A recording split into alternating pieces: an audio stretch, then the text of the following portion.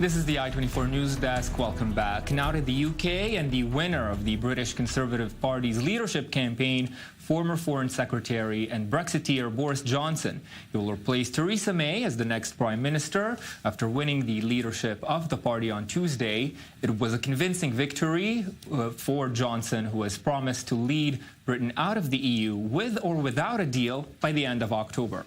Outgoing Prime Minister Theresa May is heading to Parliament now for her final question and answer session, which will take place in about an hour. Now I'm joined in studio by David Mencer, former director of Labour Friends of Israel. Welcome, David. Thank you for joining me. And David, we're also joined in London via Skype by Conservative Party peer Lord Stuart Pollack. Lord Pollack, thank you as well for being with us this hour. You've known, of course, Mr. Johnson for a number of years. He's set to appoint a new cabinet. Do you have any indication, based on your knowledge with him, of how that cabinet will look like? Well, I think it will look quite diverse, and he will try very hard to unite the party. I think there may be some surprises, but I guess the good news for people watching I-24 is that majority of them will have a good understanding of Israel and a good understanding of the issues facing Israel. So obviously he promises to leave the EU by the end of October, and some businesses are quite concerned. What can you say to these businesses of what economic reality might look like under Johnson after the UK leaves the EU? Look, you know, there's all sorts of speculation, and it always reminds me of if you're old enough, in 1999, that we were told that the planes were going to fall out the sky because of the change to the new millennium, and the computers wouldn't be able to deal with 00 and so on. And you will all remember that on the January the 1st, at least certainly in Israel, maybe not here in the UK, the sun got up and the world carried on. And I think what will happen, whatever will happen, is that people will continue to want to trade and do business, and solutions will be found. There may be a bit of a rocky road, but I'm very optimistic that we'll be able to move forward in a powerful way. David, is it possible in any way that he may have backed himself into a corner by promising to leave by the end of October, deal or no deal? I think you know, we've been going on for a number of years now. The people of the United Kingdom voted to leave. I think it would be unconstitutional and undemocratic if the parliamentarians were to stop that happening.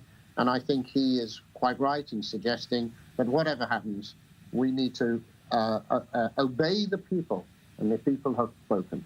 Lord Stuart Pollack in London, thank you so much for being with us this hour. David, of course, Boris Johnson faces a real challenge in managing Brexit. Theresa May couldn't get it done in 3 years. It's a big promise to get this done by October 31st. It is a big promise, and no one quite knows, truth be told, how he will do it.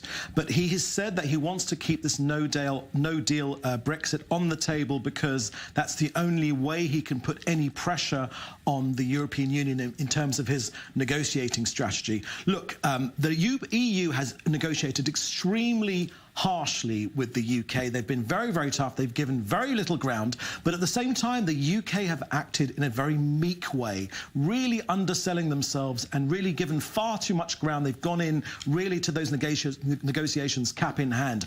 I think what we'll see right now is a change in that strategy. I think everything we know about Boris will be a much more aggressive, a much more forceful, much more standing up for Britain's rights and roles and responsibilities. And I think that actually there could be, with a fair wind behind them, you know, Napoleon used to say, don't look at people's qualifications, ask me if they're lucky.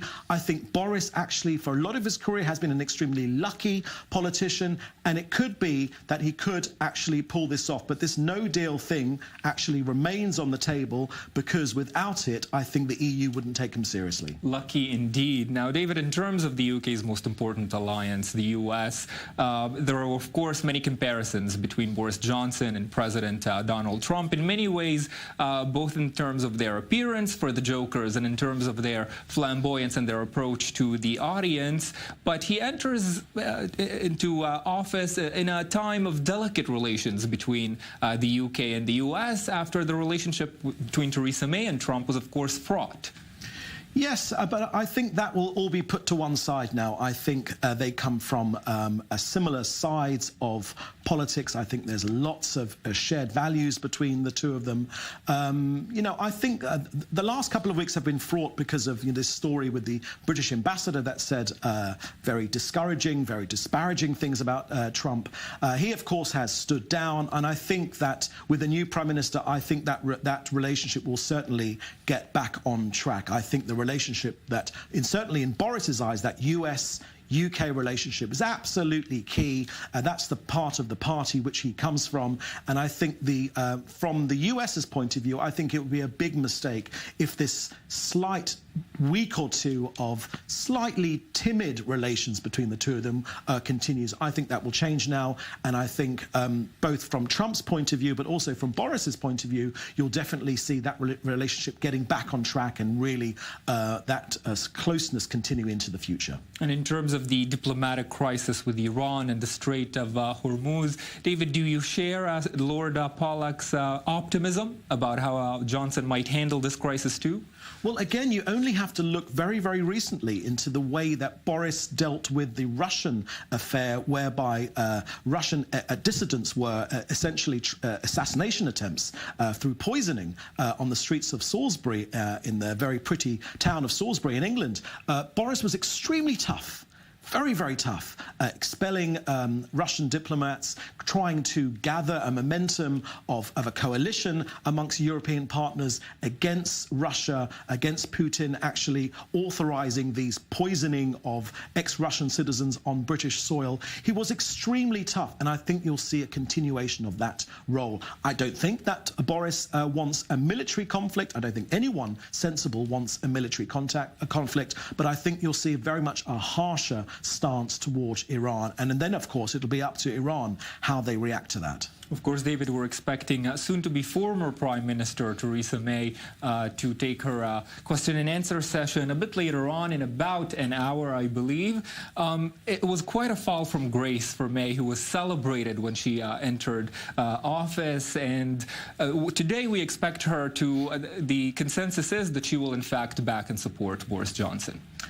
Look, she's got no other choice. That's the choice of the party. As Stuart was saying, look, the party's in an extremely precarious situation. Let's not forget right now that the party is split down the middle between Leavers and Remainers. Also, they have no parliamentary majority to speak of, absolutely none. They rely on the DUP, the Democratic Unionist Party, to keep them propped up in Parliament. They've got this juggernaut of Brexit coming up to face them on the 31st of October. I think the Conservatives, if they've got half a brain between them, which I hope that they do, will all unite behind Boris. If they don't, of course, you've got two devils coming down that track. Number one is a potential Corbyn leadership, Jeremy Corbyn, far-left socialist, or perhaps even a Nigel Farage-led government. If there was an election very, very soon and the Brexit fiasco was still happening, then potentially there could be a Nigel Farage-led government. And I think all of those fears will push Conservatives to back their new leader, to back their new Prime Minister. And I think Theresa will, she's had her chance, let's be fair to her. She's had her chance. She made a complete hash of it with the best will in the world. She didn't do a good job. And I think that she'll be backing Boris and wishing him well, because unfortunately, the two other choices of Farage or Corbyn becoming Prime Minister are unthinkable. David Mencer helping us make sense of this complex story. Thank you very much for joining me this hour.